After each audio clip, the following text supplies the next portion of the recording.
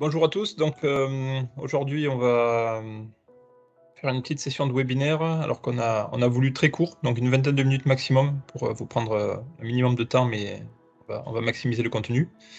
Donc c'est François Migeot qui est le cofondateur de la société EPR 3D, une des startups de l'écosystème impression 3D en France, qui va nous parler d'EPR 3D, des machines qui ont été créées ces dernières années et en particulier autour de l'utilisation de granulés thermoplastiques pour la fabrication de pièces. Voilà. Quelque chose qui est relativement nouveau sur le marché. Donc François, tu as très exactement 2 minutes pour nous décrire tout ça. C'est parti, je me dépêche. Donc, est-ce que vous voyez mon écran? Oui, parfait. Ok, impeccable. Donc, EPR 3D, donc on est fondé en 2018 avec comme objectif de fabriquer une imprimante 3D à granulés, donc qui est possible, qui va directement transformer les granulés que connaissent tous les plasturgistes d'ici et d'ailleurs, avec la particularité donc d'être compatible avec on se veut compatible avec l'intégralité de ce qui se fait aujourd'hui dans le milieu. Donc que ce soit du granulé de chez BASF, Victrex, tous les grands noms qu'on peut connaître. Et aussi, mais aussi et surtout, sur tout ce qui va être rebroyé, recyclé. Donc à partir du moment où c'est rebroyé sur la taille de granulé, la machine est capable de le retransformer. Donc très rapidement, le volume de construction, donc on peut atteindre 700 mm de long, 450 mm de large par 500 mm de haut. Dimension qui réduit à 500, 450, 500 lorsque nous sommes en configuration double tête. Donc 3 machines aujourd'hui qui sont commercialisées. Nous avons la gamme dans la gamme T. Donc la gamme T, c'est la gamme grand châssis. Nous avons la T600 qui va être dédiée à tout ce qui est polymère, avec notre technologie donc brevetée qui est la bulle chaude. La MIM pour tout ce qui est métaux conducteurs et la titane pour tout ce qui va être métaux réfractaires et céramique. Donc dans l'ordre, la T600 sur la bulle chaude et la T600 transforme les polymères et aujourd'hui donc maintenant les caoutchoucs et les silicones. Et c'est qui est aidé à cette fin par la bulle chaude, qui est donc un flux d'air chaud qui est pris autour de la tête et qui va vraiment épouser les contours de la buse. C'est-à-dire que on va pousser de l'air très chaud, qui peut atteindre donc 350 degrés, tout autour de la buse, globalement sur un diamètre d'une pièce de 2 euros, qui va permettre de réchauffer les couches inférieures pour venir avoir une adhésion qui va être bien meilleure sur les couches, pour les couches supérieures. Pourquoi l'avenue de la bulle chaude? C'est parce que tous nos confrères travaillent avec des enceintes climatisées, des enceintes chauffées, et les températures sont relativement élevées. Il y a certains de nos concurrents qui montent jusqu'à 250 degrés. Nous, on est parti du principe de dire que pour protéger les utilisateurs de nos machines, on doit extraire l'air qui est qui est dans l'enceinte, de telle manière à dégager tout ce qui va être COV odeur, donc composés organiques volatiles, ainsi que les microparticules. On se doute bien que si on extrait donc l'air qui est dans la cabine, il est hors de question de pouvoir réchauffer ce même air parce que ça va dépenser énormément d'énergie. Donc comme nous on est parti du principe de dire qu'on allait extraire l'air, on a développé une technologie qui nous permet de réchauffer uniquement les zones ciblées. Donc la T600 permet ceci. Et du coup, facilite grandement toutes les impressions, notamment des polymères cristallins et semi-cristallins.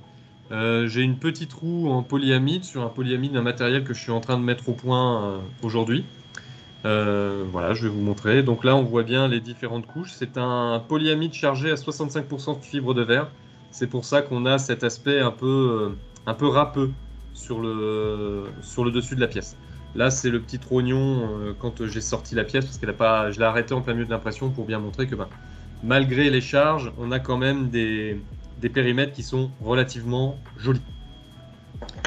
Ensuite, on a la mime qui va être vraiment les métaux conducteurs, donc tout ce qui va être cuivre, acier, aluminium. Très récemment, nous avons réussi à mettre au point les procédés aluminium chez nous. Et enfin, la T-titane pour tout ce qui va être métaux réfractaires et céramique. Donc pour ce qui est titane, molybdène, vanadium, et les céramiques, donc alumine, oxyde de zircone, enfin, tout ce qu'on peut imaginer en alumine.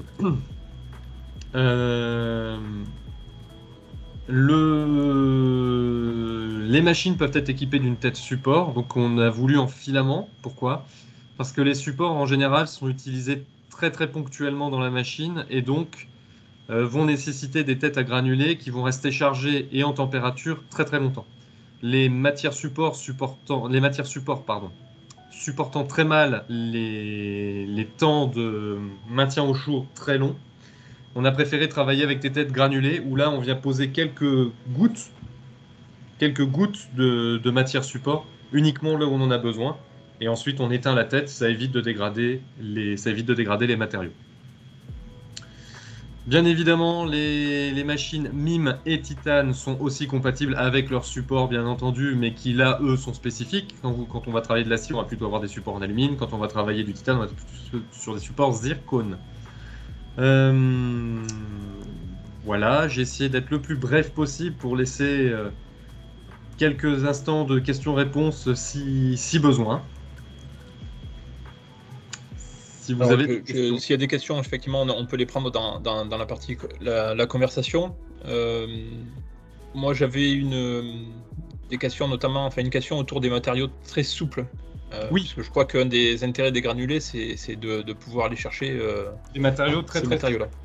C'est l'énorme avantage de la T600, c'est que nous sommes capables d'imprimer des matériaux très très souples, c'est vrai que je n'en ai pas parlé. Donc depuis des shorts 00A jusqu'à des shorts D, E. Et là par exemple, donc je le mets à côté de ma tête pour que vous ayez un ordre d'idée de la taille.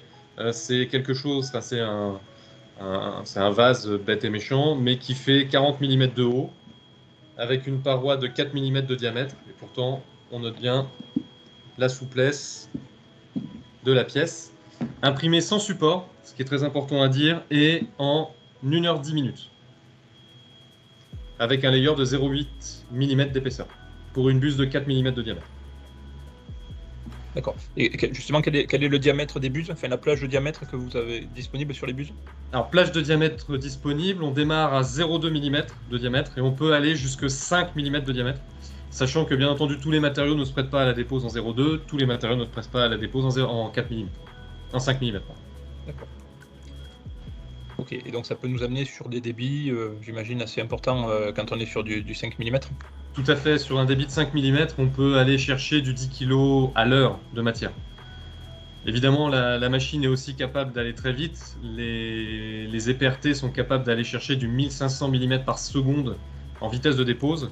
Bien entendu, toujours pareil, avec les matières qui vont bien. Toutes les matières ne s'y prêtent pas, et il y a même des matières qui ne se prêtent qu'à la dépose grande vitesse. Ça évite aussi notamment aux bus de couler, parce que plus on va vite, moins elles ont le temps de couler. D'accord. Et donc sur les la première année de commercialisation globalement, parce que je pense que vous avez commencé à peu près l'année dernière, en fin d'année dernière. Qu'est-ce qui a intéressé le marché alors dans votre machine, vers quelles applications vous avez le plus de demandes? On a beaucoup de demandes sur tout ce qui est souple, bien sûr, élastomère, souple, caoutchouc, silicone.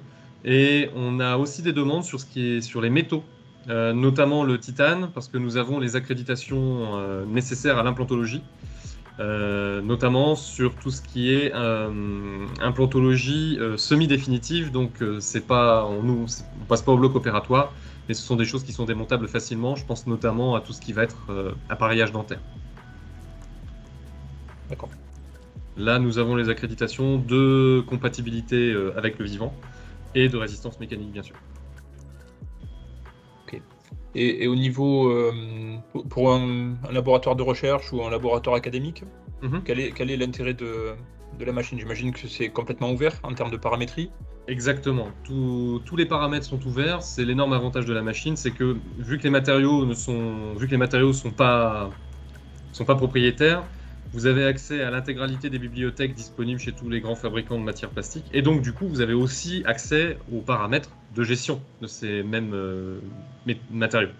Les températures de chauffe, les températures de refroidissement, les débits, le débit de la bulle chaude, le débit de la lame froide. Il y a énormément de paramètres que l'on peut modifier, sachant que la plupart sont donnés par l'intermédiaire de la fiche matière disponible avec le matériau.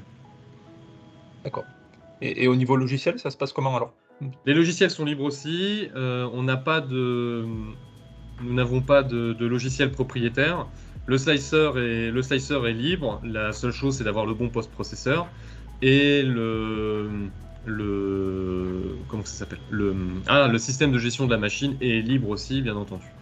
Nous, dans tous les cas, on a une machine virtuelle qui permet donc justement de gérer les impressions à la queue leu. Donc on envoie les G-codes sur la machine et au fur et à mesure, quand elle a fini une pièce, elle pousse la pièce en dehors du plateau et elle redémarre une nouvelle pièce.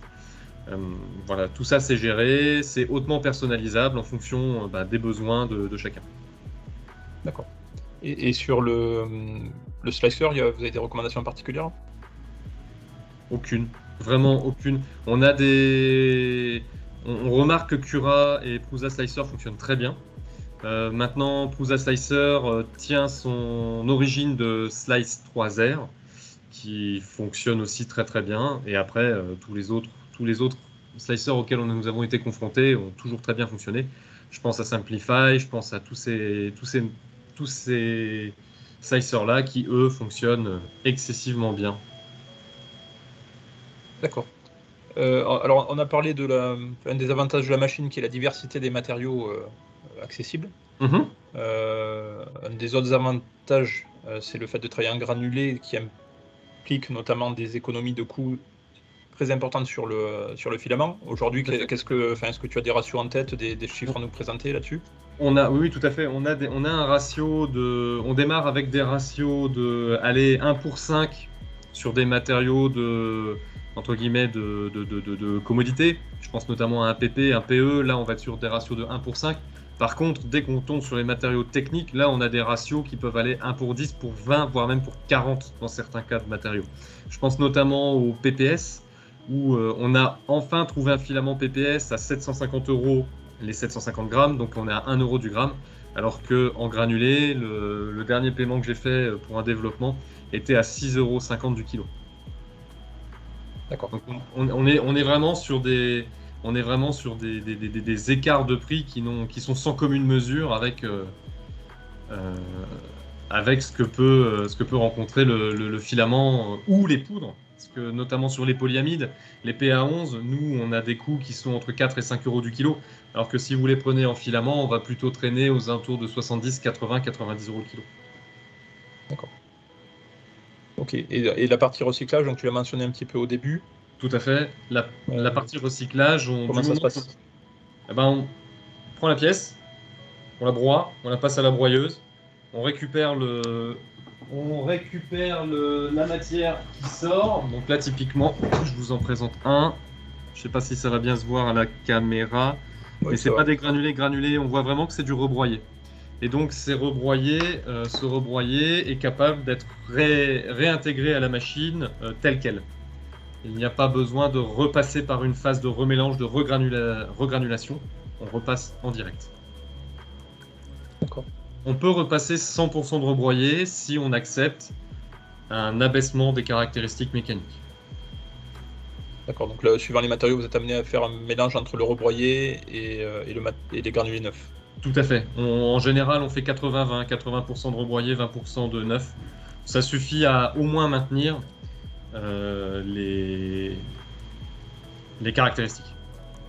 D'accord, très bien. Ok. Sur le marché, alors le granulé, effectivement, il y a une foultitude de machines à filament. Beaucoup moins en termes de granulés. Alors, qu'est-ce qui a fait peur aux fabricants de machines? Pourquoi il y a si peu de monde et qu'est-ce qui vous différencie dans cette approche? C'est en fait la difficulté des machines à granulés, c'est de maîtriser le débit, c'est-à-dire d'avoir un débit qui soit le plus constant possible pour permettre de faire des pièces qui soient jolies et fonctionnelles. Nous, on a un système qui qui est dit en boucle fermée, c'est-à-dire qu'à chaque moment, on va bien constater que la consigne a été exécutée. C'est-à-dire que si on demande une extrusion de 2 mm, on va vérifier qu'on a fait 2 mm. Ça, c'est la première chose.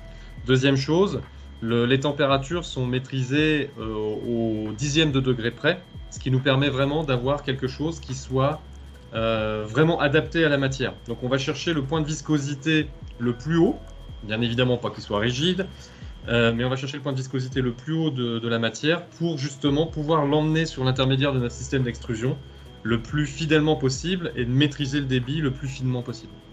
Derrière, il faut quand même garantir un interlaminaire qui tienne la route. Donc la difficulté de garantir un interlaminaire qui tienne la route, c'est qu'il faut avoir une tête suffisamment chaude pour que les deux couches collent bien entre elles, se soudent bien, mais pas suffisamment chaude pour que au moment où la tête passe, pas que la couche s'écrase et s'affaisse. Donc il y a toutes ces difficultés qu'on a réussi à lever par l'intermédiaire de composants franco-français. La machine est fabriquée à 85% à 100 km de Lille et à 99,9% dans un rayon de 1500 km autour de Lille. C'est une volonté de notre part. On veut garder la production et on veut garder la main sur les approvisionnements et travailler avec des gens qui sont juste à côté de nous parce qu'on a le savoir-faire et que ça permet d'avoir une réactivité bien meilleure en cas de défaut ou de défaillance. D'accord, donc c'est ouais. En plus vous avez fait l'effort de concevoir et fabriquer en France, donc c'est tout à fait. C'est à noter. C'est une machine made in. Bon, parfait. Est-ce que tu aurais à côté de toi quelques pièces, François, là, pour nous montrer un peu J'ai ma grosse pièce en élastomère, donc là on est sur un Shore 40. J'ai des pièces à côté, Je parlais tout à l'heure de très mou, de très mou. Là on est sur un Shore 10. C'est un joint à destination du milieu maritime.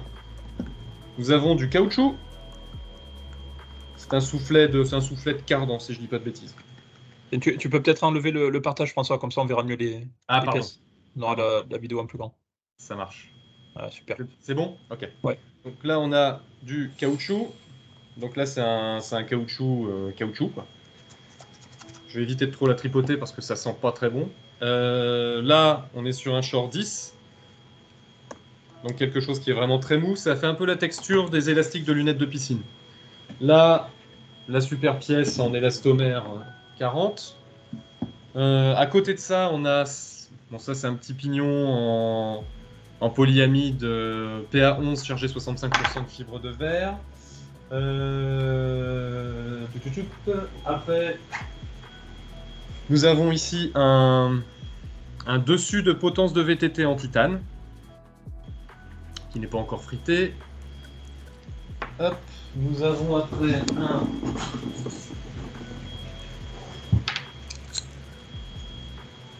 des boîtiers, donc des pignons de vélo, des poignées, des pignons de cassette de VTT. Toujours pareil pour le milieu du vélo. Une petite roue à aube qui est un nez de turbine d'hélicoptère pour les hélicoptères. Et après, je vais essayer de vous trouver une pièce dure, donc sur un Shore 85D. Donc ça, c'est un petit vase, un petit solitaire, voilà. Où là, on est sur un Shore 85D avec une épaisseur de couche qui est assez fine. Je crois que nous sommes sur un 0,3. Sachant que nous sommes capables de descendre jusqu'à du 300e de millimètre pour avoir des choses qui sont très précises. Où là, vous avez un châssis dentaire, typiquement, imprimé sur une de nos machines en polyamide. Donc c'était un essai pour voir si c'était possible. Toutes les petites stries que vous voyez là sur le milieu sont des stries ce sont les veines du palais qui ont été scannées en même temps. Donc là, on est sur des minibus de 0,2 mm, j'imagine ? Du 0,1. 0,1 mm, ok. 0,1 mm. Pour ce cas précis. On ne conseille pas le 0,1 mm parce que la tête est capable de monter très fort en pression. Et du coup, ça arrive que le point de défaillance soit la buse et donc arrache les filets de la buse. On a bien entendu mis tout ça sous sécurité. Ça n'arrive pas. Mais pour certains cas, certaines matières, on est obligé de repousser les limites de l'extrudeur et donc peut être confronté à ce genre de choses. C'est pour ça qu'on ne conseille pas en dessous de 0,2. D'accord. Bon, bah écoute, merci pour la découverte. Je crois qu'on a déjà pas mal dit sur la machine. J'ai pas vu de questions particulières, mais c'est vrai que vu que j'ai la parole, j'en ai profité pour brosser un peu toutes les questions possibles. Donc pour ceux qui ont des questions, vous pouvez soit contacter ERM Fabentest direct ou EPR3D directement, et puis on sera amené à vous accompagner sur des tests au niveau des pièces, des essais, des sélections de granulés. Voilà. Donc il y a toute l'ingénierie à côté autour des matériaux. Tout à fait. Et de la fabrication qui est également disponible chez EPR et ERM Fabentest. Et puis j'imagine que vous avez des événements salons à venir dans les semaines qui viennent, François? Tout à fait. On se déplace, on expose à Formnext et j'interviens aussi sur l'impression 3D granulée et quelles sont les possibilités que ça offre au monde de l'impression 3D. Sur Formnext, disons. Sur Formnext, tout à fait. Ok. Bon, donc ça sera l'occasion au monde entier de découvrir EPR 3D. Avec plaisir, on fait ça pour ça. Bon, très bien. Écoute, merci beaucoup François.